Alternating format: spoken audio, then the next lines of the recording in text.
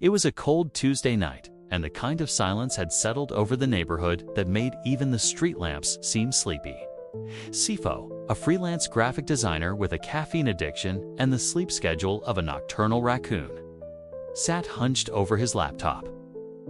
He was halfway through designing a logo for a vegan biltong brand when his Wi-Fi decided it had lived long enough. No signal, no hotspot. Just a spinning rainbow wheel of doom on his screen.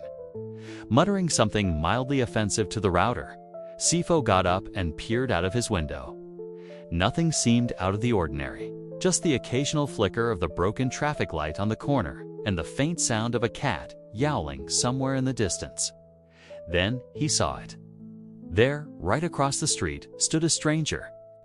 The man was tall, wearing a long coat that seemed 2 sizes too large and a hat that might have been fashionable in 1947. He was holding something. It looked like a briefcase or possibly a microwave. Sipho couldn't be sure. But what was weirder was the fact that the man wasn't moving. Not walking, not twitching, standing still like he had grown out of the pavement. Okay, that's not creepy at all, Sipho mumbled, simultaneously locking his door and grabbing the nearest weapon-like object. A spatula. He kept watching. After 10 minutes of mutual staring, the man finally moved. But instead of walking away, he strolled right toward Sipho's house. Now, Sipho had watched enough horror movies to know this is where most people made poor life choices. But unlike those people, Sipho was practical. He turned off the lights, ducked behind the couch, and whispered motivational quotes to himself. You are brave. You are powerful. You can fight evil with a spatula, if necessary. A knock sounded at the door. A second knock, this time followed by a voice that sounded like it had been dipped in honey and then rolled in gravel. Excuse me, I seem to be a bit lost. Sipho peered over the couch. The stranger was still standing there, holding what now clearly looked like a typewriter. A typewriter at midnight. Is this man haunted by deadlines from the 1960s? Sipho whispered to himself, confused and oddly intrigued.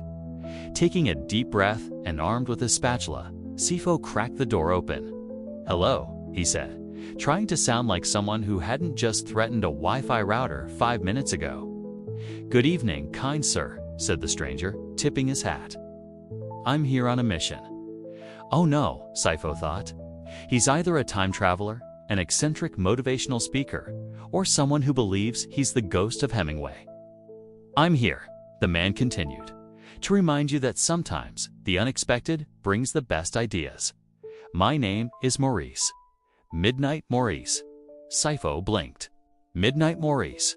Yes, I visit the creatively drained, the burnt out, the caffeine-riddled, those who stare into the abyss of buffering wheels and say, no more.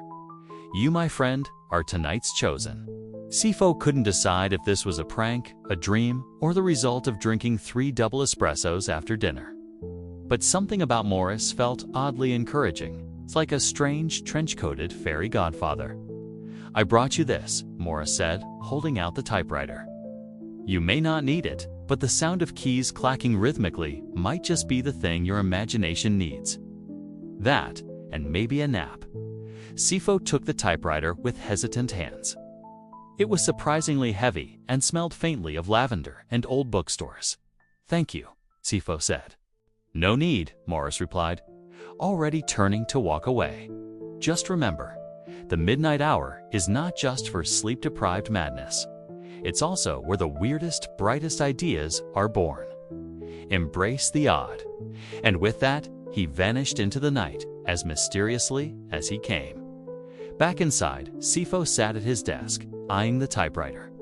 He gave it a go, typing out the words. The stranger at midnight.